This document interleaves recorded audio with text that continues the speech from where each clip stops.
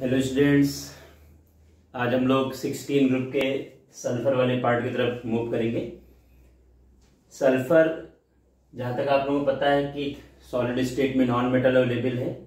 Yellow colour का अपने chemistry lab में और कहीं पर भी आपको नजर आएगा तो येलो कलर का इसका कलर है।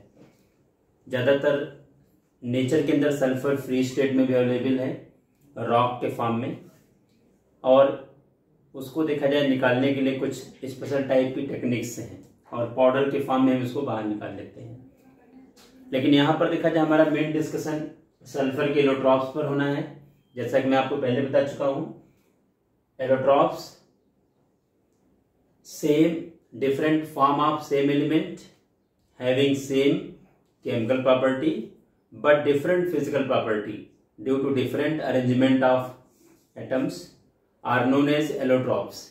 तो सल्फर के देखा जाए बेसिकली कॉमन जो एलोट्रॉप्स हैं ये दो हैं। इसमें रोम्बिक सल्फर, जिसको हम लोग अल्फा सल्फर का भी नाम देते हैं, और ये सबसे ज्यादा कॉमन वैरायटी है सल्फर की। सबसे ज्यादा एलोट्रॉप रोम्बिक सल्फर अवेलेबल है। मोनोक्लिनिक सल्फर, इसको हम लोग बीटा सल्फर का नाम देते हैं। रोम्बिक सल्फर और मोनोक्लिनिक सल्फर 369 केल्विन पर दोनों एक साथ एक पर्टिकुलर टेम्परेचर पर दोनों एग्जिस्ट करते हैं।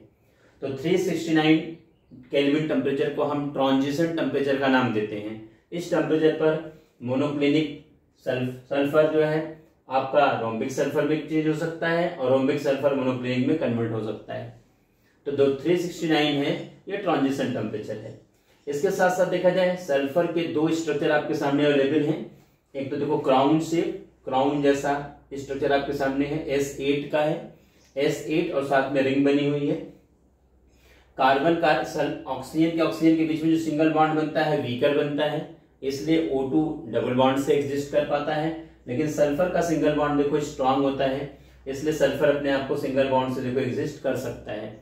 मेरे कहने का पर्पस सिंपली यहाँ पर यह है कि सल्फर का S8 स्ट्रक्चर जो हमारे पास एट एस रिंग की बात हमने कर रखी, क्राउन शेप्ड। यहाँ पर देखो सल्फर के बीच की लेंथ जो है 204 पिकोमीटर की है और एंगल जो है वो 107 डिग्री का है। ऐसे देखा जाए सल्फर का एक फॉर्म हमारा S6 फॉर्म भी अवेलेबल होता है, जिसमें देखा जाए चेयर फॉर्म में, चेयर के शेप में अपने सल्फर दिख रहा है, 6 सल्फर रिंग के फॉर्म में अवेलेबल है, जहां पर सल्फर के बीच में लेंथ है वो 205.7 पिकोमीटर की है और एंगल जो है यहाँ पर 2102.2 डिग्री की है। मेरे बताने का केवल मतलब यहाँ पर ये है कि आप कभी ये कंफ्यूजन दिमाग में मत रख लेना कि मोनोक्लिनिक सल्फर रोम्बिक या सल्फर मोनोक्लिनिक ये दोनों ये फॉर्म, ऐसा नहीं है। दोनों S8 स्ट्रक्चर में अवेलेबल होंगे। ध्यान रखना, रोम्बिक सल्फर हो या मोनोक्लिनिक सल्फर हो, दोनों का जो मॉलिक्यूलर स्ट्रक्चर अगर आएगा तो वो S8 के फॉर्म में, यानी अगर इनके देखा जाए स्ट्रक्चर की बात अगर हम लोग करेंगे, यहाँ पर देखा जाए S8 स्ट्रक्चर को ही हमें लेके चलना है, S8 कंडीशन को हमें लेकर के यहाँ पर चलना है, यानी S8 स्ट्रक्चर के फॉर्म में ये अवेलेबल रहेंगे। तो हमारे बताने का सिंपल मतलब स्पेशली आपके सामने यही है। अगर हम इसको 1100 डिग्री सेल्सियस तक हीट कर दें, स्पेशली जो सल्फर के केस में यहाँ पर अबाउट 1000 केल्विन तक देखा जाए, 1000 केल्विन तक अगर हम इसको हीट कर दें तो सल्फर का जो S8 फॉर्म है ये देखा जाए H2 फॉर्म में कन्वर्ट हो जाता है। और जैसे O2 आपका पैरामैग्नेटिक बिहेवियर शो करता है, वैसे H2 भी आपका पैरामैग्नेटिक बिहेवियर शो करता है। लेकिन अबाउट 1000 केल्विन पर ये सिचुएशन क्रिएट होती है। इसका S8 या S6 रिंग स्ट्रक्चर देखो ब्रेक हो जाएगा और ये डाइमर के फॉर्म में अपने को मिलेगा। यहाँ पर जैसे O2 है पैरामैग्नेटिक नेचर का बिहेवियर दिखाएगा, वैसे आपका सल्फर भी पैरामैग्नेटिक नेचर शो करेगा। तो सल्फर के बारे में, उसके एलोट्रॉप्स के बारे में इतना सब कुछ डिस्कशन होना है, जैसा कि आप लोगों को समझ में आ ही रहा है, इजी पार्ट है। अब हम इसके आगे सल्फर डाइऑक्साइड की तरफ मूव करेंगे। सल्फर डाइऑक्साइड में देखा जाए SO2 एक सल्फर का हमारा ऑक्सीजन के साथ बना हुआ प्रोडक्ट है, जिसके कुछ कैरेक्टर्स और इन सब का डिस्कशन हमें करना है, प्रिपरेशन, प्रॉपर्टीज, इन सब की बात करनी है।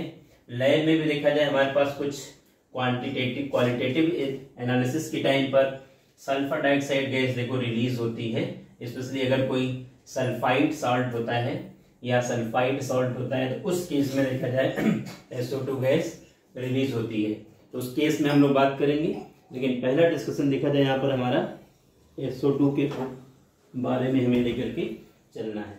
यहाँ पर देखा जाए मेन जो हमारा डिस्कशन स्पेशली होना है यहाँ पर सल्फर डाइऑक्साइड, ये अपना न्यू कह सकते हो टॉपिक सल्फर के कंपाउंड का है, सल्फर डाइऑक्साइड। यहाँ पर सबसे पहले हमें प्रिपरेशन पार्ट को लेके चलना होता है। प्रिपरेशन देखा जाए सल्फर डाइऑक्साइड का बिल्कुल इजी है। यहाँ पर अगर हम चाहें तो सल्फर को बॉन्ड करके देखा जाए SO2 बना सकते हैं। सल्फर जो कि अपना सॉलिड प्रोडक्ट है, इसको अगर हम ऑक्सीजन के प्रेजेंस में हीट कर देंगे तो सल्फर डाइऑक्साइड गैस क्रिएट होगा। आगे देखा जाए हमारे पास एक सल्फर डाइऑक्साइड बनाने का बड़ा अच्छा स्टेप देखा जाए आयरन पाइराइट है, FeH2 है। ये देखा जाए ऑक्सीजन के साथ मिल करके हमारा आयरन का पार्ट देखा जाए, स्पेशली हमारा जो आयरन है ये Fe2O3 का फॉर्मेशन करता है और सल्फर देखा जाए SO2 का फॉर्मेशन करता है। इस केस में देखा जाए हमारे पास हम लोग बैलेंस करने के हिसाब से अगर लेके चलेंगे, ये सिचुएशन अपने लेनी पड़ेगी और सल्फर देखा जाए यहाँ पर 8 लेना पड़ेगा। अब ऑक्सीजन की जो डिमांड आ रही है देखा जाए 8 × 2 16 ऑक्सीजन और 3 × 2 यानी यहाँ पर देखा जाए 6 ऑक्सीजन। 16 और 6 ये हमारे पास देखा जाए 22, यहाँ पर हमें ऑक्सीजन के लिए देखा जाए 11 लेना पड़ेगा तो हमारा ऑक्सीजन बैलेंस हो पाएगा। तो इस तरह से हमें इसको बैलेंस करने की नीड है। सल्फर कॉमर्शियल लेवल पर लार्ज स्केल पर हम सल्फर या तो सल्फर को बॉन्ड करके क्रिएट करते हैं, SO2 बनाते हैं, या आयरन पाइराइट एक आयरन का ओर है, इसको अगर एयर के प्रेजेंस में हीट कर दिया जाए, इसको बर्न कर दिया जाए तो भी SO2 अपने को लार्ज अमाउंट में देता है। कुछ और भी हमारे पास प्रोडक्ट आ सकते हैं जैसे ZNS है, अगर इसको ऑक्सीजन के साथ ट्रीट करा दिया जाए तो जिंक अपना ऑक्साइड बना देगा और सल्फर अपना रिलीज कर देगा।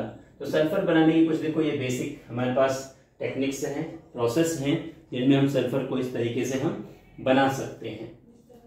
इसके बाद देखो इसकी प्रॉपर्टीज की तरफ मूव करना चाहूंगा मैं। प्रॉपर्टीज में कुछ पॉइंट्स सबसे पहले लेके चलना है। प्रॉपर्टीज में देखो सल्फर डाइऑक्साइड आपको पता है एक गैस है, कलरलेस गैस है, सफोकेटिंग गैस है, इसकी जो कह सकते हो सफोकेशन क्रिएट होता है। अगर सल्फर डाइऑक्साइड को ज्यादा इनहेल कर लिया जाए इस केस में देखा जाए तो उस केस में अपने लिए प्रॉब्लम्स आ सकती है। तो हम इसको टॉक्सिक गैस के सीरीज में सल्फर डाइऑक्साइड को ले सकते हैं। सफोकेटिंग एंड टॉक्सिक बिहेवियर इसका है, यानी सल्फर डाइऑक्साइड का नेचर है। वाटर के अंदर हाईली सॉल्युबल है। यहाँ पर देखा जाए सल्फर डाइऑक्साइड को वाटर में डिसॉल्व करा दिया जाए तो H2O में देखो हाईली सॉल्युबल है और H2SO3 यहाँ पर सल्फ्यूरस एसिड का फॉर्मेशन करेगी। ये तो गैस है, ये लिक्विड है और इसका एक्वस सोल्यूशन बन जाएगा। ये सल्फ्यूरस एसिड है, सल्फ्यूरस एसिड है। सल्फ्यूरिक एसिड H2SO4 बनता है और ये सल्फ्यूरस है H2SO3, सल्फ्यूरस एसिड का फॉर्मेशन होता है। तो प्रॉपर्टीज में सल्फर डाइऑक्साइड देखा जाए वाटर सॉल्युबल है, हाईली सॉल्युबल है और सल्फ्यूरस एसिड बना रही है। साथ में इसकी कुछ बेसिक चीजें हमारे पास पहले से पता है। सेकंड नंबर पर देखा जाए सल्फर डाइऑक्साइड का एक रिएक्शन हम NaOH के साथ करा सकते हैं। जैसे NaOH के साथ अगर हम SO2 का रिएक्शन करा देंगे तो यहाँ पर देखिए Na2SO3 का फॉर्मेशन हो जाएगा और प्लस H2O। और अगर हम ज्यादा टाइम तक इसको सल्फर डाइऑक्साइड को पास करेंगे तो ये जो Na2SO3 क्रिएट हुआ है ये देखा जाए SO2 प्लस H2O के साथ मिल करके ये 2NaHSO3 का फॉर्मेशन करेगा। तो मेरे कहने का मतलब है ये रिएक्शन लगभग आप उस रिएक्शन से मैच कर सकते हो जहां पर आपने देखा होगा कैल्शियम हाइड्रोक्साइड में हम लोग CO2 पास करते हैं। तो कैल्शियम हाइड्रोक्साइड में CO2 पास करने पहले कैल्शियम कार्बोनेट बनता है और ज्यादा टाइम तक CO2 पास किया जाए तो calcium carbonate calcium hydrogen carbonate में कन्वर्ट हो जाता है। वैसे अगर NaOH सोल्यूशन में SO2 पास करेंगे तो पहले सोडियम सल्फाइट बनेगा। यहाँ पर देखो सल्फाइट SULPHITE सल्फाइट आयन ये है और ज्यादा टाइम तक SO2 पास करोगे जो सोडियम सल्फाइड बना है ये SO2 और H2O के साथ मिलकर के यहाँ पर सोडियम हाइड्रोजन सल्फाइड का फॉर्मेशन करेगा। तो हम लोगों को इस बेसिस पर थोड़ा सा ध्यान में रखने की जरूरत है। कुछ प्रॉपर्टीज इसके हम लोग और डिस्कस करते हैं। ज्यादातर केस में देखो सल्फर डाइऑक्साइड का जो बिहेवियर है ये स्पेशली देखा जाए, एक तो हम लोग सल्फर डाइऑक्साइड को ऑक्सीजन के साथ ट्रीट करके सल्फर ट्राइऑक्साइड में भी कन्वर्ट कर सकते हैं, जिसका यूज हम लोग H2SO4 के फॉर्मेशन में करते हैं। H2SO4 बनाने में भी हमारे SO2 का बहुत बड़ा कंट्रीब्यूशन है, क्योंकि बिना SO2 के H2SO4 का फॉर्मेशन नहीं हो सकता। और ये डिस्कशन आगे हम लोग जरूर करेंगे सल्फ्यूरिक एसिड के प्रिपरेशन पार्ट में। यहाँ पर देखा जाए अगर हम इसके आगे की तरफ बढ़ना चाहेंगे, जैसे देखा जाए जो हमारे पास SO2 है यह ऑक्सीजन के साथ मिलकर के एक रिवर्सिबल रिएक्शन शो करता है। यहाँ पर SO3 का फॉर्मेशन करता है। यहाँ पर हमें कैटलिस्ट V2O5 को एज अ कैटलिस्ट सेलेक्ट करना पड़ता है और ये रिएक्शन आगे भी हमारा देखा जाए सल्फ्यूरिक एसिड के लार्ज स्केल पर प्रिपरेशन में हम इसको फिर से यूज करेंगे। मेन जो सल्फर डाइऑक्साइड का रिएक्शन है स्पेशली देखा जाए एक कह सकते हैं H2SO4 जो हमारा है ये स्ट्रॉन्ग रिड्यूसिंग एजेंट का काम करेगा। यहाँ पर देखा जाए स्ट्रॉन्ग रिड्यूसिंग एजेंट का काम करेगा मॉइस्चर की प्रेजेंस में। तो हमारा ज्यादातर डिस्कशन ध्यान रखना है कि H2SO2 का जो रिएक्शन है वह रिड्यूसिंग बिहेवियर दिखा रहा है, यानी किसी का रिडक्शन करेगा लेकिन मॉइस्चर की प्रेजेंस में या एसिडिक मीडियम के प्रेजेंस में। क्योंकि मॉइस्चर अगर होगा SO2 आपको पता है कि वाटर के कांटेक्ट में आकर के खुद H2SO3 बना देगा, सॉल्यूशन को एसिडिक बना देगा। तो हमारी कुछ प्रॉपर्टीज हैं जो कि यहाँ पर रिड्यूसिंग नेचर से रिलेटेड हैं स्पेशली। जैसे अगर हम मान लीजिए K2Cr2O7 को लेके चलेंगे, K2Cr2O7 यहाँ पर देखो H2SO4 के साथ और SO2 के साथ यहाँ पर हम ट्रीट करेंगे। यहाँ पर देखिए 3SO2 गिव्स आउट, यहाँ पर देखो K2SO4। इस वाले केस में देखा जाए हमारे सामने आ जाएगा K2SO4 plus Cr2SO4 whole thrice और प्लस हमारे सामने देखा जाए H2O का फॉर्मेशन हो जाएगा क्योंकि यहाँ पर 2 हाइड्रोजन दिख रहा है तो ये देखो H2O बन जाएगा। यहाँ पर मेरे बताने का पर्पस क्या है कि यहाँ पर देखो जो K2Cr2O7 है ये ऑरेंज कलर का है, ये देखा जाए ऑरेंज कलर का है। इस केस में यहाँ पर क्रोमियम की ऑक्सीडेशन स्टेट निकालोगे देखो +6 आएगी और यहाँ पर क्रोमियम का ऑक्सीडेशन अगर आप स्टेट निकालते हो तो उस केस में देखा जाए यहाँ पर ये +3 सिचुएशन आ जाएगी। आपको क्या दिख रहा है कि SO2 में सल्फर देखो यहाँ पर +4 स्टेज में है, H2SO4 के फॉर्मेशन में सल्फर देखो +6 स्टेज में है। यहाँ पर सल्फर का तो रिडक्शन हो रहा है, ऑक्सीडेशन हो रहा है, लेकिन जो हमारा क्रोमियम है देखो +6 से +3 स्टेज में कन्वर्ट हो रहा है, इसका रिडक्शन हो रहा है। क्योंकि रिडक्शन करने का काम यहाँ पर SO2 का है मॉइस्चर के प्रेजेंस में या एसिडिक मीडियम के प्रेजेंस में, इसलिए स्ट्रॉन्ग रिड्यूसिंग एजेंट यानी इसका रिडक्शन ये कर रहा है। तो आप लोगों को ये सब ध्यान रखना है, यानी व्हाट हैपेंस व्हेन और इन सब में क्वेश्चन हमारे सामने पूछे जा सकते हैं, आप लोगों को अच्छे से समझना है। इसके आगे देखा जाए गाज रिएक्शन की और बात हम लोग करेंगे स्पेशली KMnO4 को लेकर भी चलते हैं। पोटेशियम परमैंगनेट KMnO4 ये पर्पल कलर का होता है, यानी कि पर्पल कलर का KMnO4 का सोल्यूशन आता है इस केस में। और यहाँ पर देखा जाए SO2 के साथ और H2O के साथ मॉइस्चर की प्रेजेंस में ये तो देखो K2SO4 का फॉर्मेशन कर देगा, आगे देखो MnSO4 का फॉर्मेशन कर देगा, 2MnSO4 का फॉर्मेशन कर देगा +2H2SO4 का फॉर्मेशन कर देगा। अगर हम इस केस को भी देखें स्पेशली ये केस भी हमारे लिए बड़े काम का है। यहाँ पर Mn का ऑक्सीडेशन नंबर देखो +7 है और यहाँ पर Mn का ऑक्सीडेशन नंबर देखिए +2 है, सल्फर यहाँ पर देखिए +4 है और यहाँ पर सल्फर जो सल्फेट जितने भी बने हैं वहां पर देखो +6 है। तो सल्फर का खुद तो ऑक्सीडेशन हो रहा है लेकिन यहाँ पर Mn का देखो रिडक्शन हो रहा है। तो रिडक्शन चूंकि ये कर रहा है इसलिए रिड्यूसिंग एजेंट की तरह से काम करेगा, मॉइस्चर के प्रेजेंस में रिएक्शन होना है और आगे एसिडिक मीडियम तो क्रिएट हो ही जाएगा। कहने का मतलब मेरा ये है, तो आपको ये सब रिएक्शन ध्यान में रखने की जरूरत है और अच्छे से आप लोग इसको ध्यान से समझना। और इसकी कुछ प्रॉपर्टी हम लोग रिड्यूसिंग बिहेवियर की बात करते हैं। यहाँ पर देखा जाए ये जो हमारे पास फेरिक सल्फेट है Fe2SO4 होल थ्राइस, ये देखो फेरिक सल्फेट है और फेरिक सल्फेट का रिएक्शन अगर हम इससे कराते हैं SO2 + 2H2O मॉइस्चर के प्रेजेंस में, यहाँ पर देखा जाए ये FeSO4 का फॉर्मेशन कर देगा। Fe2SO4 होल थ्राइस है, यहाँ फेरिक सल्फेट है और आगे देखो फेरस सल्फेट में कन्वर्ट हो जाएगा और बाकी यहाँ पर H2SO4 का फॉर्मेशन ही कर देगा।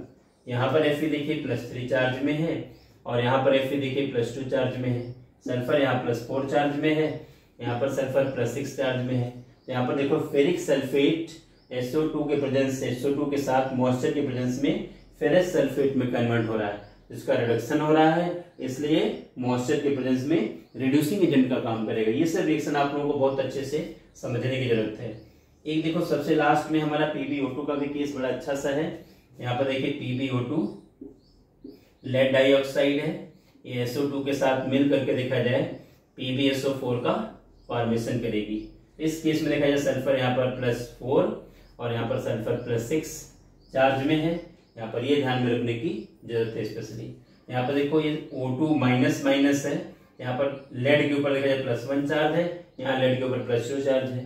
तो ये सिचुएशन अगर हम लोग यहाँ पर देखो PbO2 है, इस केस में देखा जाए यहाँ पर जो दो ऑक्सीजन के रिस्पेक्ट में देखा जाए यहाँ पर देखो माइनस है, तो वो दोनों देखा जाए यहाँ पर सिचुएशन बनेगी।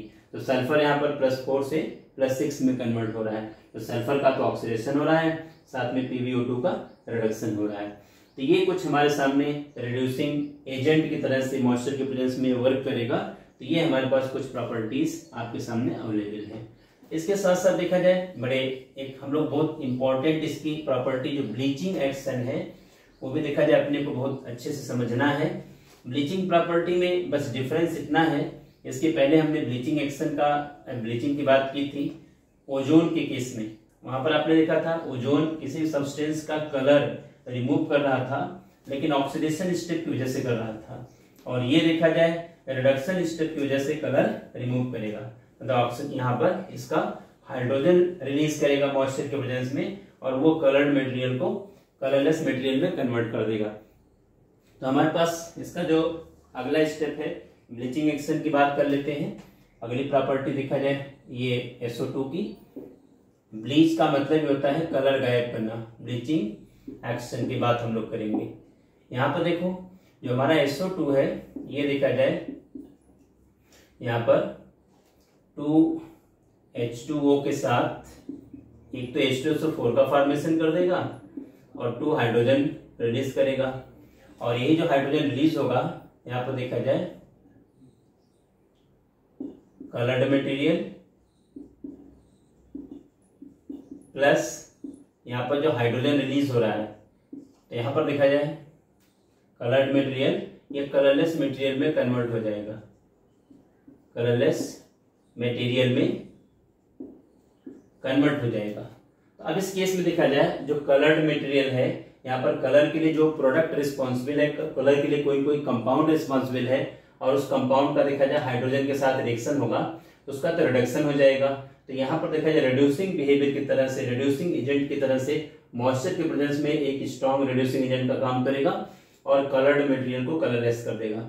दूसरी बात और ये जो कलर हमारा यहाँ पर इसका गायब होगा, कलर कह सकते हो कि फेड होगा, ब्लीच होगा, ये कलर परमानेंट गायब नहीं होगा, ये टेम्परेरी डिकलराइजेशन यहाँ पर होगा कलर्ड मटेरियल का, क्योंकि रिडक्शन की वजह से कलर गायब हुआ है। और अगर फिर से ऑक्सीडेशन हो जाए उस प्रोडक्ट का तो फिर से हमारा इनिशियल प्रोडक्ट आ जाएगा, और ऑक्सीडेशन के लिए ऑक्सीजन चाहिए और एयर के अंदर अवेलेबल है, इसलिए हमारा जो यहाँ पर रिड्यूस्ड प्रोडक्ट आया है जिसका रिडक्शन हुआ है और कलर्ड मटेरियल कलरलेस में चेंज हुआ है। अब वो मटेरियल देखा जाए अपने आप एयर के कांटेक्ट में आकर के धीरे धीरे ऑक्सीडाइज होकर के और कलर्ड उसका फिर से रिस्टोर हो जाएगा।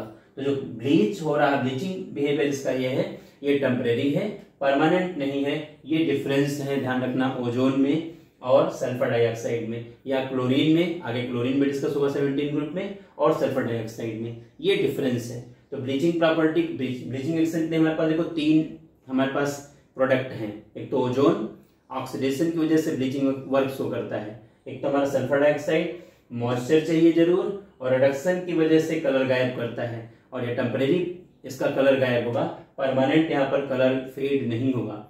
क्लोरीन भी ऑक्सीडेशन की वजह से कह सकते हो कलर रिमूव करता है और वो भी परमानेंट डिकलराइजेशन शो करता है।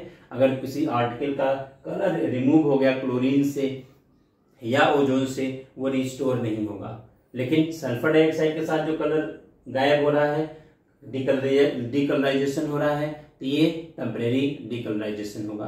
तो ये तो हमें सल्फर डाइऑक्साइड के बारे में डिस्कशन करना था, बिल्कुल इजी टॉपिक है, आप लोगों को समझ में आया होगा।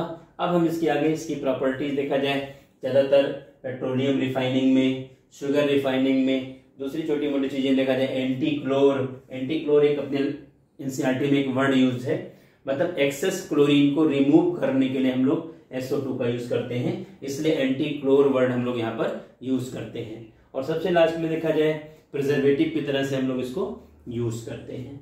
अब हम कुछ पॉइंट्स यहाँ पर देखो, ऑक्सो एसिड की बात करेंगे, ऑक्सो एसिड ऑफ सल्फर, जिसमें स्पेशली स्ट्रक्चर पर हमें सबसे ज्यादा फोकस करना है और बेसिसिटी पर फोकस करना है। इन दोनों चीजों को थोड़ा सा आप लोग ध्यान से आप समझना, ऑक्सो एसिड ऑफ सल्फर की तरफ मूव करेंगे। जैसे इसके पहले मैंने फास्फोरस के ऑक्सो एसिड की बात की थी, वैसे ही देखा जाए हम लोग सल्फर के ऑक्सो एसिड की बात स्पेशली करेंगे। तो ये हमारे लिए देखा जाए न्यू टॉपिक स्पेशली है। यहाँ पर ऑक्सो एसिड्स ऑफ सल्फर, यहाँ पर देखिए कुछ सेलेक्टिव ऑक्सो एसिड्स हैं। स्ट्रक्चर पर सबसे ज्यादा हमें फोकस करना है। सबसे पहले तो हम देखो H2SO3 को लेके चलेंगे। सल्फर का यहाँ पर ऑक्सीडेशन स्टेट निकाला जाएगा यहाँ पर H2SO3 में। तो आपको देखने से 3 2 6 और 2 हाइड्रोजन आ रहा है। यहाँ पर ऑक्सीडेशन स्टेट का +4 आएगा। ये आप लोग ध्यान में रखना। ये सल्फ्यूरस एसिड है, ये देखिए सल्फ्यूरस एसिड आपके सामने है।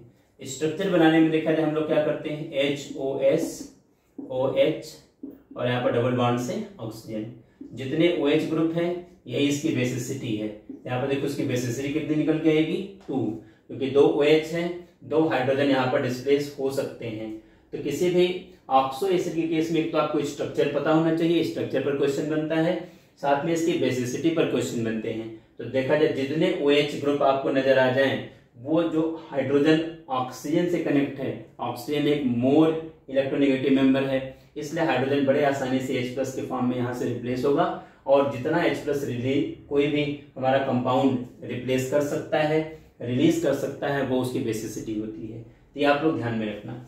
सेकंड नंबर पर देखा जाए माना चाहेंगे हमारा जो सेकंड पॉइंट H2SO3 के बाद देखो H2SO4, ये भी आप लोगों को बहुत पहले से ही पता है सल्फ्यूरिक एसिड के बारे में। यहाँ पर देखो ऑक्सीडेशन रेट +6 आएगा। ये सल्फ्यूरिक है, ये देखिए सल्फ्यूरिक एसिड है। यहाँ पर भी स्ट्रक्चर बनाने के लिए देखा जाए वही सेम तरीका हम अप्लाई करेंगे। ये हमारा देखा जाए स्ट्रक्चर है, ये एक OH इधर नजर आ रहा है, एक OH इधर नजर आ रहा है। इसकी बेसिसिटी कितनी आएगी 2 आएगी। और सल्फर का ऑक्सीडेशन स्टेट देखा जाए +6 आएगा। सल्फर का ऑक्सीडेशन स्टेट आपको सबको पता है कभी भी +6 से ज्यादा नहीं आ सकता, ये ध्यान रखना आप लोग। तीसरे नंबर पर हम लोग आना चाहेंगे। यहाँ पर देखा जाए थर्ड जो हमारे पास एसिड है, ये H2H2H2O7, ये देखा जाए हमारे सामने, इसका नाम लेके चलेंगे। पायरो सल्फ्यूरिक एसिड है, पायरो सल्फ्यूरिक एसिड है, ये ध्यान रखना।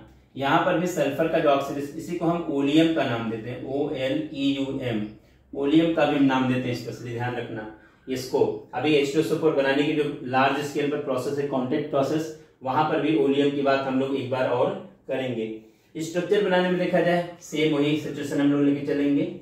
HOS, यहाँ पर देखा जाए एक सिचुएशन आती है, ऑक्सीजन जो है दोनों सल्फर को लिंक कर देता है। तो ये हमारे सामने सिचुएशन आती है। देखा जाए H2 देखो 2 hydrogen, S2 2 sulphur, O7 3 and 3 और 1 7।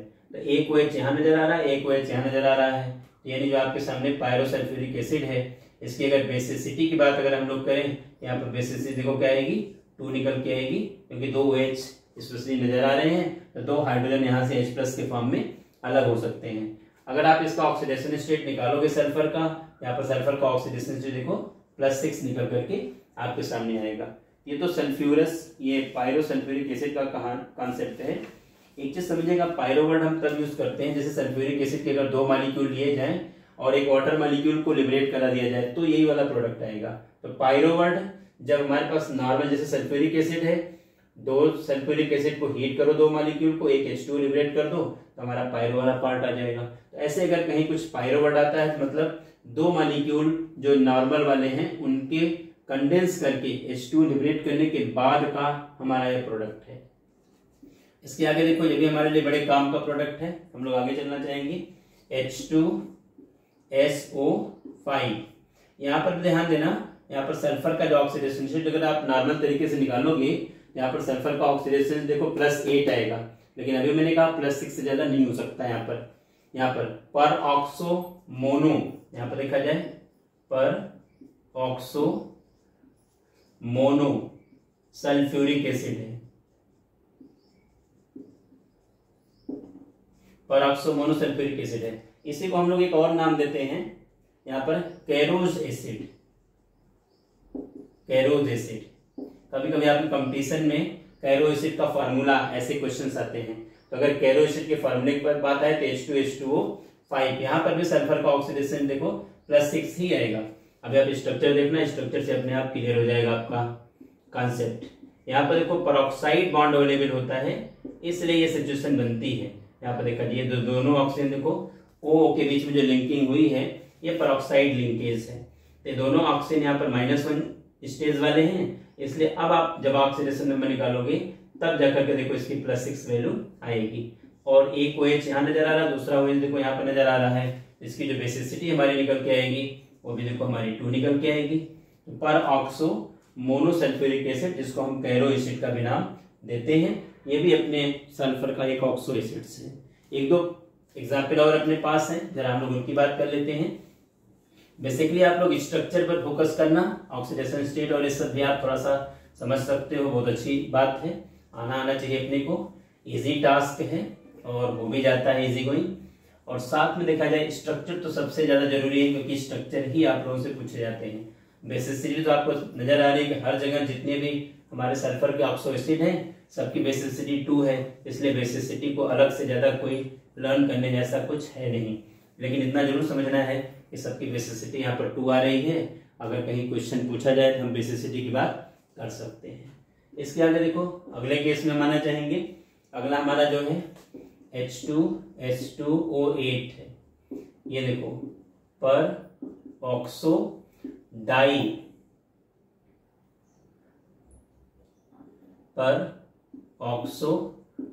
सल्फ्यूरिक एसिड है,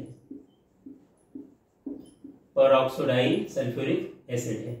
इसको हम लोग मार्शल एसिड का भी नाम देते हैं, यहाँ पर ध्यान रखना, इसका कॉमन नेम है MARSHALL। मार्शल एसिड का भी हम लोग इसको नाम देते हैं, मार्शल्स एसिड। कैरो एसिड जो है H2SO5 है और H2H2O8 peroxo disulphuric acid Marshall acid है। यहाँ पर भी सल्फर का ऑक्सीडेशन स्पेशली देखा जाए +6 ही आता है, तो आप लोग इसमें कंफ्यूज मत होना। स्ट्रक्चर बनाने में देखा जाए हम लोग यहाँ पर वो स्ट्रक्चर देखो यूं बना लेते हैं, बीच में 2 ऑक्सीजन देखा जाए पेरोक्साइड लिंकेज के साथ अटैच होते हैं, ये कंडीशन देखो निकल करके आती है। तो एक OH देखो यहाँ नजर आ रहा है, दूसरा OH यहाँ नजर आ रहा है, इसकी बेसिसिटी भी यहाँ पर भी देखो 2 निकल के आएगी। तो जितने भी OH नजर आएंगे उतने H+ आयन उस पर्टिकुलर एसिड से रिलीज हो सकते हैं। और 2 ऑक्सीजन जो पेरोक्साइड बॉन्ड वाले, इसकी वजह से देखा जाए -1 अगर आप करोगे तब जाकर के दोनों सल्फर का ऑक्सीडेशन देखो यहाँ पर +6 आपका निकल करके आएगा। ये पर ऑक्सो डाई सल्फ्यूरिक एसिड का स्पेशल एग्जाम्पल है, या मार्शल एसिड हम इसको नाम लेके चलेंगे। अगले केस में देखो एक आध छोटे मोटे और इसके ऑक्सो एसिड अवेलेबल हैं, हम जरा इनकी बात कर लेते हैं। यहाँ पर H2H2O3, यहाँ पर देखा जाए H2H2O3 देखा जाए, इसमें थायोसल्फ्यूरिक एसिड ये स्पेशली है, थायोसल्फ्यूरिक एसिड। ये ध्यान रखना, हम लोग क्या करते हैं देखा जाए यहाँ पर जब कहीं ऑक्सीजन जैसे H2SO4 है, यहाँ पर देखो अगर हम H2SO4 की बात करें तो एक ऑक्सीजन सल्फर से रिप्लेस कर दिया गया है, तो अगर एक ऑक्सीजन सल्फर से रिप्लेस होगा तो थायो वर्ड आता है। स्ट्रक्चर बनाने में देखा जाए हम लोग क्या करते हैं, बिल्कुल एक नॉर्मल सा स्ट्रक्चर, इसका HOS और OH, यहाँ तो डबल बॉन्ड्स देखो एक ऑक्सीजन ये लग जाता है, ये हमारा स्ट्रक्चर स्पेशली बनता है H2H2O3 का, थायोसल्फ्यूरिक एसिड का। यहाँ पर ध्यान दोनों देखिए, यहाँ सल्फर के बीच में डबल बॉन्ड बना हुआ है, तो इस सल्फर का ऑक्सीडेशन देखो 0 आता है, और इसके बेसिस पर इसका भी ऑक्सीडेशन 0 आएगा। लेकिन ये जो सल्फर है इन बॉन्ड की वजह से देखो चार्ज गेन करेगा, यहाँ पर 1 2 3 4, यहाँ पर देखो ऑक्सीडेशन क्या आएगा, इसका +4 आएगा, ये आप लोग ध्यान रखना। और साथ में OH 2 नजर आ रहे हैं, इसलिए बेसिसिटी यहाँ पर देखो 2 आएगी। ये थायोसल्फ्यूरिक एसिड का केस है। और एक और छोटा सा एसिड हम यहाँ पर डिस्कस करना चाहेंगे आप लोगों के सामने, यहाँ देखिए इसकी एक और बात कर लेते हैं। इसका छोटा सा एग्जाम्पल और है H2H2O6, ये हमारे सामने है। यहाँ पर हम थायनिक एसिड का नाम देते हैं डाई THIONIC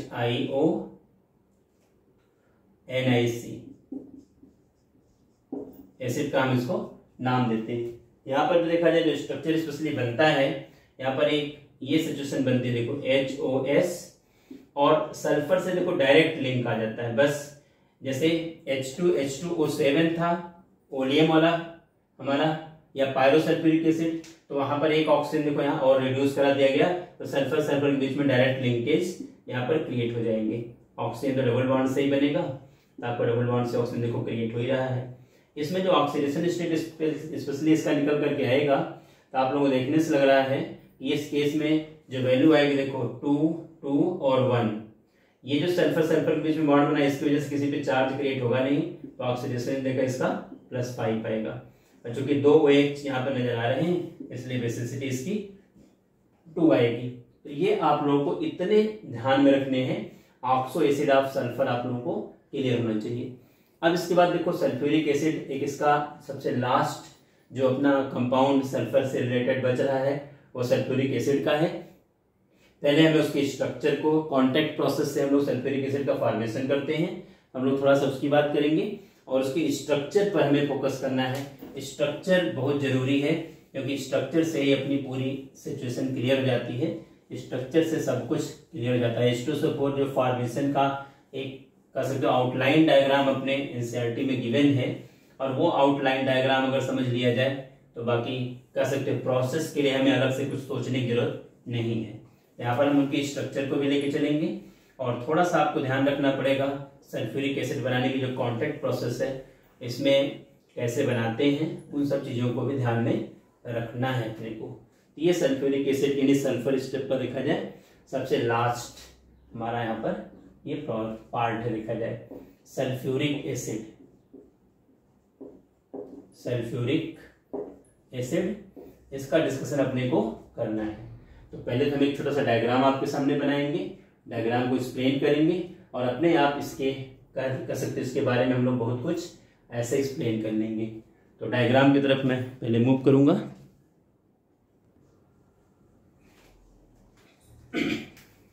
क्लास ये सल्फ्यूरिक एसिड बनाने का पूरा एक मैंने प्रोसेस आपके सामने रख रखा है। डायग्राम नीट एंड क्लीन आपके लिए बनाया गया है पूरी तरह से। इसको अगर डायग्राम को प्रॉपरली समझ लिया जाए तो अपना ये चैप्टर यानी ये टॉपिक तो इजी गोइंग कंप्लीट हो जाएगा। इसमें देखो सबसे पहले सल्फ्यूरिक एसिड बनाने की, चूंकि सल्फ्यूरिक एसिड को हम किंग ऑफ केमिकल का नाम देते हैं क्योंकि इसका कॉमर्शियल इंपॉर्टेंस बहुत ज्यादा है, इसलिए लार्ज स्केल पर हमें H2SO4 को बनाना होता है और प्रोसेस के लिए हम नाम देते हैं कॉन्टैक्ट प्रोसेस। कॉन्टैक्ट प्रोसेस से हम लार्ज स्केल पर सल्फ्यूरिक एसिड को बनाते हैं। तो हमारे पास देखो सिस्टम क्या है, स्पेशली सल्फर बॉन्ड करके सल्फर डाइऑक्साइड बनाते हैं या आयरन पायराइड को एयर के कांटेक्ट में ला करके बॉन्ड करा करके हम सल्फर डाइऑक्साइड बनाते हैं। तो पहला स्टेप हमारे पास सल्फर डाइऑक्साइड का फॉर्मेशन है जो कि सल्फर या आयरन पायराइड को बॉन्ड करके बनाया जाएगा। सेकंड नंबर पर यही जो हमारा SO2 है और O2 के साथ मिलकर के V2O5 यहाँ पर देखो कैटलिस्ट है, वेनेडियम पेंटाऑक्साइड, इससे हम सल्फर ट्राइऑक्साइड बनाते हैं और साथ में देखा जाए एनर्जी रिलीज होती है +X कैलोरी, मतलब एनर्जी रिलीज प्रोसेस एक्सोथर्मिक है। साथ में जो SO3 हम क्रिएट करते हैं इसको देखा जाए H2SO4 में एब्जॉर्ब करके हम ओलियम का फॉर्मेशन कर लेते हैं H2H2O7 और ये ओलियम 98% कंसिडर्ड H2SO4 रहता है। इसमें डिजायर्ड अमाउंट में वाटर मिला करके डाइल्यूट, कंसंट्रेट या जिस कंसंट्रेशन का हमें H2SO4 चाहिए होता है वो हम बना लेते हैं। आपके सामने पूरा डायग्राम देखो, इतना बड़ा H2SO4 बनाने का एक आउटलाइन डायग्राम आपके सामने है।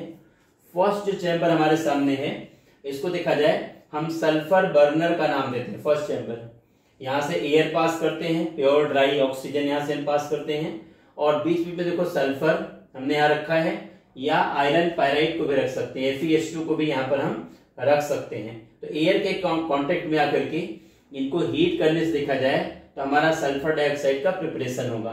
तो पहले स्टेप में देखा जाए ये सल्फर बर्नर में हम SO2 बना रहे हैं और इम्प्योर SO2 और O2 को आगे देखा जाए भेजा जा रहा है। इसमें क्या है, सबसे बड़ी बात है कि हमें हमारा गैसेस मिक्सचर प्योर होना चाहिए, तब जाकर के हम H2SO4 को बेटर वे में बना सकते हैं, ज्यादा अमाउंट बना सकते हैं और प्योर H2SO4 का फॉर्मेशन कर सकते हैं। तो इसमें काफी स्टेप ऐसे हम लोगों ने यूज किए हैं जिससे कि हम गैसेस मिक्सचर को प्योर कर सकें। बस अपना ये तरीका है। सबसे पहले देखिए इम्प्योर SO2 और O2। यहाँ पर देखो डस्ट प्रेसिपिटेटर मैंने इस चेंबर में ले रखा है। इसमें क्या ऊपर से ही स्टीम गिरती रहती है। अब स्टीम जो होगी वो जो हमारे पास एयर मैंने यहाँ से भेजा है उसमें देखा जाए अगर डस्ट है यानी इम्प्योर SO2 और O2 वहां पर वर्ड यूज किया गया है, उसमें जो डस्ट पार्टिकल्स होते हैं स्टीम उसके चारों तरफ चिपक जाएगा और डस्ट हैवी हो जाएंगे। और डस्ट पार्टिकल जो अभी गैसियस मिक्सचर में मिले हुए हैं जब हैवी हो जाएंगे तो सेटल डाउन हो जाएंगे। तो डस्ट प्रेसिपिटेटर का रोल इतना सा है कि गैसियस पार्टिकल में से डस्ट पार्टिकल को हैवी बना करके वहीं हटा देना, अलग कर देना। तो डस्ट देखो यहाँ हट गए। अब गैसियस मिक्सचर देखो आगे गई। यहाँ पर देखो हमने ऊपर से वाटर स्प्रे डाला है, यहाँ पर वॉशिंग एंड कूलिंग टावर हम इसको नाम दे रहे हैं। हम गैसियस मिक्सचर को वाटर के साथ कूल करेंगे, वाटर के साथ उसको वॉश करेंगे और साथ में उसके टेम्परेचर को डिक्रीज करेंगे। तो वॉशिंग एंड कूलिंग नाम हमने दिया है। इसमें होगा क्या कि वाटर के अंदर जो सॉल्युबल हमारे पास गैसियस मिक्सचर्स होते हैं या वाटर के अंदर जो सॉल्युबल गैसियस इंप्योरिटीज हैं वो यहीं पर वाटर के अंदर सॉल्युबल होकर के वेस्ट वाटर के साथ बाहर हो जाएंगे। फिर आगे देखा जाए गैसियस मिक्सचर को देखा जाए हम आगे क्या करेंगे, ड्राई करेंगे। हमारे पास ये जो अगला चेंबर दिया गया है इसको हम ड्राइंग टावर का नाम देते हैं। ऊपर से कंसंट्रेटेड H2SO4 स्प्रे करते रहते हैं। तो कंसंट्रेटेड H2SO4 जब ऊपर से स्प्रे करेंगे तो इसके अंदर जो मॉइस्चर कंटेंट है वो मॉइस्चर कंटेंट H2SO4 एब्जॉर्ब कर लेगा, क्योंकि H2SO4 एक स्ट्रॉन्ग डिहाइड्रेटिंग एजेंट का काम करता है। तो SO2 यानी मॉइस्चर यहाँ पर एब्जॉर्ब हो गया तो वेस्ट एसिड यहाँ से बाहर निकल जाएगी। अब हमारा गैसियस मिक्सचर देखो ड्राई SO2 और O2 के मिक्सचर को हम आगे ले जा रहे हैं। हमने फर्स्ट चेंबर जो बना रखा है आर्सेनिक प्यूरिफायर है, क्योंकि आर्सेनिक जो आर्सेनियस ऑक्साइड जो होती है ये हमारे इस रिएक्शन में देखा जाए एक तरह से कह सकते हो पॉइजन का काम करती है। तो अगर हम आर्सेनियस ऑक्साइड को यहाँ नहीं हटाएंगे तो आगे जाके कैटलिस्ट की एक्टिविटी को खत्म कर देगा। यहाँ पर हम प्लेटिनम को या वैनेडियम पेंटाऑक्साइड को एज अ कैटलिस्ट सेलेक्ट करते हैं। तो आर्सेनिक प्यूरिफायर चेंबर में देखा जाए फ्रेशली प्रिपेयर्ड फेरिक हाइड्रोक्साइड या हाइड्रेटेड फेरिक ऑक्साइड यहाँ पर रखा हुआ है। ये एयर के अंदर यानी ड्राई SO2 और O2 इसके साथ अगर आर्सेनियस ऑक्साइड एज अ इम्प्योरिटी है तो यहाँ पर देखो कैच कर लिया जाएगा। इसके आगे देखो फिर हमने ये टेस्टिंग बॉक्स ले रखा है। टेस्टिंग बॉक्स में स्ट्रॉन्ग बीम लाइट पास की जाती है। अगर इसके अंदर डस्ट पार्टिकल इस पूरे सिस्टम से अलग नहीं हुए हैं तो यहाँ पर अगर उसके ऊपर लाइट पास की जाएगी तो आपको पता है dust particle Tyndall effect show करते हैं, तो चमकने लगेंगे डस्ट पार्टिकल। तो अपने को क्लियर हो जाएगा कि हमारा गैसियस मिक्सचर अभी भी प्योर नहीं है। फिर इसको दोबारा हम रिवर्स कर देंगे। लेकिन अगर लाइट पास करने के बाद, स्ट्रॉन्ग लाइट पास करने के बाद अगर यहाँ पर कोई भी हमारा डस्ट पार्टिकल नहीं है, गैसियस मिक्सचर के अंदर कोई भी स्कैटरिंग वाला बिहेवियर नहीं आ रहा है, तो हमारा मतलब डस्ट पार्टिकल यहाँ से यानी पहले से ही ज्यादातर हट गए हैं, रिमूव हो गए हैं। अब आप गैसियस मिक्सचर को आगे ले जाओगे। यहाँ तक आते आते देखा जाए इस पोजीशन में देखा जाए यहाँ पर सिचुएशन क्या बनती है कि टेम्परेचर बहुत डिक्रीज हो जाता है हमारे गैसियस मिक्सचर का। इसलिए हम प्री हीटर यहाँ हमने लगा रखा है कि अब हम गैसियस मिक्सचर को फिर से हीट करते हैं और फिर SO2 और O2 को देखा जाए यहाँ पर हमने कैटालिटिक चैम्बर बना रखा है। इसमें vanadium pentoxide as a catalyst है। ये क्या करेगा, SO2 और O2 को मिला के SO3 का फॉर्मेशन करेगा। यहीं पर अपने को सबसे ज्यादा ध्यान रखना होता है। कभी कभी ये क्वेश्चन आता है कि H2SO4 को लार्ज स्केल पर मैक्सिमम अमाउंट में हम कैसे प्रोड्यूस करेंगे। जितनी ज्यादा SO3 बनेगी उसी हिसाब से देखा जाए ओलियम का फॉर्मेशन होगा। SO3 अब यहाँ पर आप ली चैटियर्स प्रिंसिपल अप्लाई कर सकते हो। ली चैटियर प्रिंसिपल क्या शो कर रहा देखा जाए, 2 मॉलिक्यूल SO2 और 1 मॉलिक्यूल O2 और 2 मॉलिक्यूल SO3 बन रहा है। मतलब क्या कि अगर हम रिएक्शन को फॉरवर्ड करना चाहते हैं तो हमें SO3 को मैक्सिमम अमाउंट में कैसे बनाना पड़ेगा। तो पहले देखो प्रेशर को इंक्रीज करना पड़ेगा, तो हाई प्रेशर लेना पड़ेगा क्योंकि वॉल्यूम डिक्रीज हो रहा है। साथ में एनर्जी लिबरेट हो रही है तो टेम्परेचर को डिक्रीज करना पड़ता है, लो टेम्परेचर लेना पड़ेगा, ध्यान रखना अपने को। तीसरे नंबर पे देखा जाए कैटलिस्ट का यूज करना पड़ेगा। तो ये कुछ हमारे पास ऐसे कंडीशन है जिससे हम SO3 ज्यादा ज्यादा बना सकते हैं या इस सेकंड वाले रिएक्शन को फॉरवर्ड हम प्रोसीड करा सकते हैं मैक्सिमम।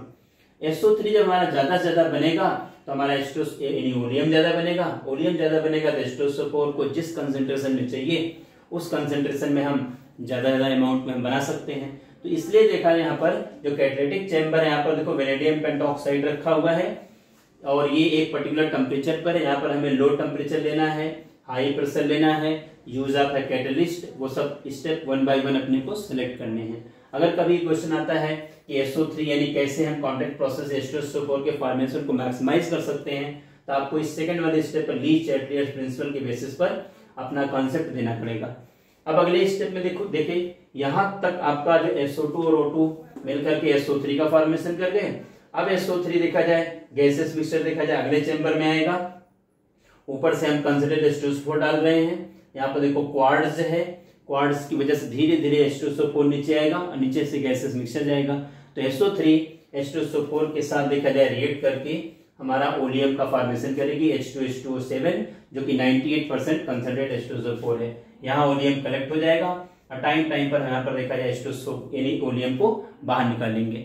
अगर कुछ वेस्ट गैसेस हैं तो वेस्ट गैसेस देखो इस पॉइंट से बाहर हो जाएंगी। तो ये हमारा एक सिंपल सा एक डायग्राम H2SO4 बनाने का है, पूरा कॉन्टैक्ट प्रोसेस है और ये इसके रिलेटेड रिएक्शंस हैं। तो आप लोगों को इसके बारे में ध्यान से समझने की जरूरत है। ये H2SO4 हम लोगों ने अब कंप्लीट कर लिया। अब हम इसके प्रॉपर्टीज वाले पार्ट की तरफ मूव करेंगे। H2SO4 की प्रॉपर्टी में देखा जाए, फिजिकल प्रॉपर्टी की बात जहां तक की जाए, सबको पता है H2SO4 एक डेंस विस्कस लिक्विड है। H2SO4 इतना ज्यादा विस्कस या इतना ज्यादा डेंस क्यों है? बॉइलिंग पॉइंट की वैल्यू देखा जाए H2SO4 की बहुत हाई होती है। इसका सबसे ज्यादा यूज हम लोग वहां पर कर पाते हैं H2SO4 के केस में जहां पर हमें कह सकते हो कि लो बॉइलिंग एसिड को हम बना सकते हैं। जैसे HCl का फॉर्मेशन करना हो H2SO4 के हेल्प से कर सकते हैं। HNO3 का फॉर्मेशन करना हो H2SO4 के हेल्प से हम कर सकते हैं, क्योंकि लो हाई बॉइलिंग की वजह से लो बॉइलिंग एसिड का फॉर्मेशन प्रिपरेशन हम लोग H2SO4 के हेल्प से कर सकते हैं। और H2SO4 जो आपस में देखा जाए इंटरमॉलिक्यूलर हाइड्रोजन बॉन्ड के थ्रू अटैच होते हैं। इसका इंपैक्ट ये आता है इंटरमॉलिक्यूलर हाइड्रोजन बॉन्ड बनने की वजह से ये एक साथ देखा जाए काफी विस्कस हैं, इनका बॉइलिंग पॉइंट काफी ज्यादा है। ये सब इनकी फिजिकल प्रॉपर्टीज हैं जो कि आप लोगों को नॉर्मल वे में समझने की जरूरत है, बहुत ज्यादा मुश्किल पार्ट नहीं है। अब हम इसकी प्रॉपर्टीज की तरफ मूव करेंगे। तो आप जरा प्रॉपर्टीज में स्पेशली हमें केमिकल प्रॉपर्टी को लेकर के चलना है। देखा जाए फिजिकल प्रॉपर्टी तो आप लोग देख लोगे, हो जाएगा। H2SO4 देखो दो टाइप के सॉल्ट बनाएंगे। जैसे मान लीजिए अगर हमने NaOH ले रखा है और H2SO4 मैंने यूज किया है और आपको पता है दो हाइड्रोजन रिप्लेसेबल है। एक तो देखो NaHSO4 का फॉर्मेशन हो जाएगा और प्लस H2O। एक तो देखो ये सॉल्ट बना और सेकंड नंबर पर अगर हम NaOH को फिर से लेके चले और NaHSO4 की बात करें, इस केस में देखो ये Na2SO4 का फॉर्मेशन कर देगा और प्लस H2O बन जाएगा। तो पहले देखो एसिडिक सॉल्ट बन रहा है, फिर हमारा नॉर्मल सॉल्ट बन रहा है। क्योंकि H2SO4 में दो हाइड्रोजन रिप्लेसेबल है, इसलिए हम दो टाइप के पर्टिकुलर सॉल्ट इसका बना सकते हैं। अगर दोनों के दोनों हाइड्रोजन डिस्प्लेस होंगे H2SO4 के तो नॉर्मल सॉल्ट बनेगा, और उसमें से एक डिस्प्लेस होगा एक डिस्प्लेस नहीं होगा तो एसिडिक सॉल्ट का फॉर्मेशन होगा। ये चीज अपने को पता होनी चाहिए। सबसे इसके आगे देखा जाए H2SO4 का एक काफी स्ट्रॉन्ग बिहेवियर आता है। यहाँ पर देखो डिहाइड्रेटिंग एजेंट की तरह से बहुत स्ट्रॉन्ग वर्क करता है, क्योंकि इसकी स्ट्रॉन्ग अफिनिटी है वाटर को एब्जॉर्ब करने की। इसकी एफिनिटी बहुत स्ट्रॉन्ग है, वाटर को एब्जॉर्ब करना चाहता है ये।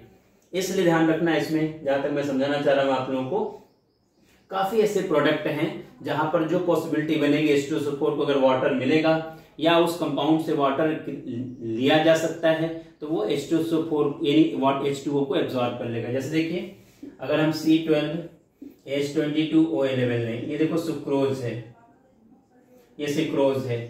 कंसंट्रेट H2SO4 में अगर इसको डाल दिया जाए ये पूरा हाइड्रोजन और ऑक्सीजन देखो H2O में कन्वर्ट हो जाएंगे। तो 12C अलग हो जाएगा और 11H2O H2SO4 के थ्रू एब्जॉर्ब कर लिए जाएंगे और अपनी सुक्रोज जो है एकदम से ब्लैक कलर की हो जाएगी, केवल कार्बन कार्बन बच जाएगा और जो हाइड्रोजन और ऑक्सीजन थे वो तो H2SO4 ने एब्जॉर्ब कर लिए। ये आप लोग ध्यान में रखना स्पेशली। अगर हम फॉर्मिक एसिड को लेके चलें HCOOH, अगर फॉर्मिक एसिड को अकेले हीट किया जाए, ध्यान देना, तो इस केस में देखो ये CO2 प्लस H2 बनती है। लेकिन फॉर्मिक एसिड अगर कंसंट्रेट H2SO4 के साथ ट्रीट कर दिया जाए तो इस केस में देखो H2O प्लस CO बनता है। इन दोनों रिएक्शंस देखो कितने आसानी से आप समझ सकते हो कि H2SO4 एक स्ट्रॉन्ग कह सकते हैं डिहाइड्रेटिंग एजेंट की तरह से वर्क करेगा। जैसे यहाँ पर फॉर्मिक एसिड को अकेले हीट किया गया बिना H2SO4 के तो CO2 प्लस H2 बना, लेकिन कंसिडर्ड H2SO4 के साथ हीट किया गया तो H2O और CO का फॉर्मेशन हो रहा है। ये चीज समझने की जरूरत अपने को है। स्पेशली ऑक्सिलिक एसिड को अगर हम लेके चले COOH ऑक्सिलिक एसिड कंसंट्रेट H2SO4 के साथ अगर हम इसको ट्रीट कर दें, यहाँ पर देखो चूंकि दो हाइड्रोजन है तो H2O तो एक ही बनेगा स्पेशली। बाकी देखा जाए इसमें दूसरा पार्ट हमारे सामने क्या बनेगा, एक तो CO2 बन जाएगा और एक CO बनेगा। ये जो कुछ रिएक्शंस हमारे सामने हैं ये H2SO4 की स्ट्रॉन्ग अफिनिटी टुवर्ड्स वाटर को शो कर रहे हैं। आप लोगों को इसको ध्यान से समझने की जरूरत है। बहुत आसान चीजें हैं, बहुत मुश्किल नहीं है। इसके साथ साथ देखा जाए H2SO4 का एक बिहेवियर और है, काफी कुछ थोड़ा सा डिस्कस करने की जरूरत अपने को है।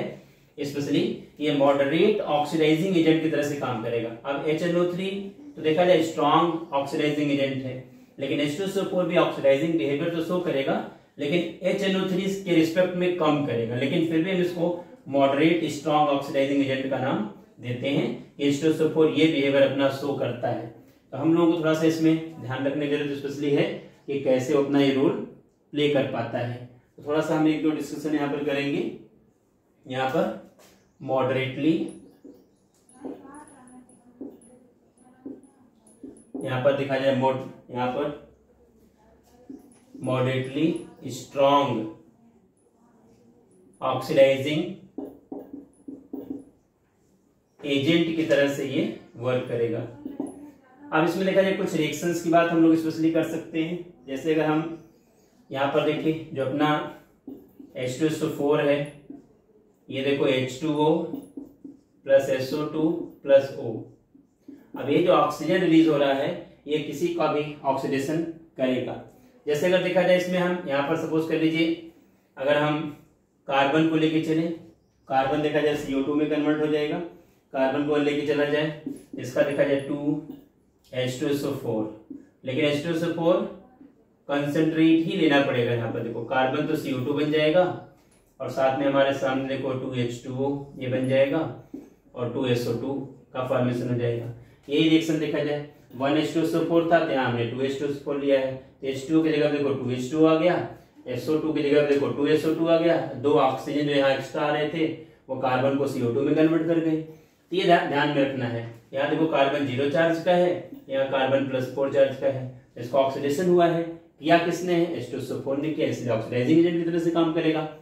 एक आध रिएक्शन की और हम लोग बातें कर सकते हैं। देखा जाए यहाँ पर फास्फोरस को ले सकते हैं P4 + 10 H2SO4, लेकिन H2SO4 हमेशा कंसंट्रेट फॉर्म में ही ऑक्सीडाइजिंग बिहेवियर दिखाएगा। यहाँ पर देखो 4H3PO4 आर्थोफॉस्फोरिक एसिड बना देगा और साथ में देखा जाए हमारे पास 10 SO2 का फॉर्मेशन कर देगा। अब जितने हमारे पास हाइड्रोजन देखो यहाँ पर हमारे पास हाइड्रोजन थे 20 और यहाँ पर देखो 12 तो यूज हो गए।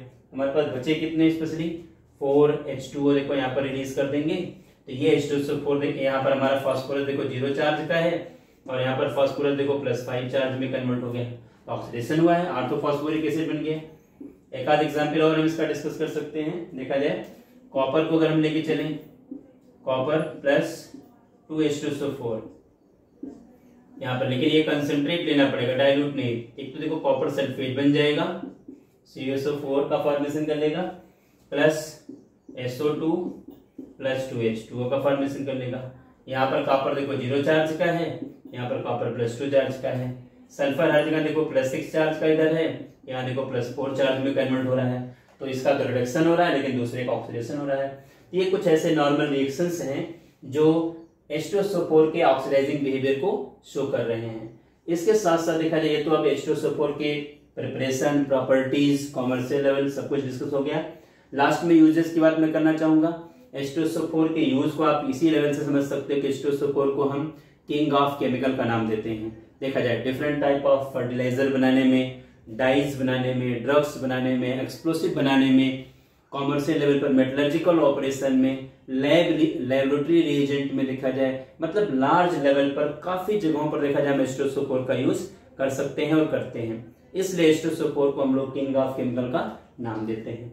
अब अपना पूरा 16 ग्रुप कंप्लीट हो गया। आप लोग वीडियो को बहुत अच्छे से प्रॉपर तरीके से देखना। किसी बच्चे को अगर डाउट आता है तो आप कमेंट सेक्शन में कमेंट करना। और हमारा जो अगला वीडियो अब आएगा वो 17 ग्रुप से रिलेटेड रहेगा। Thank you.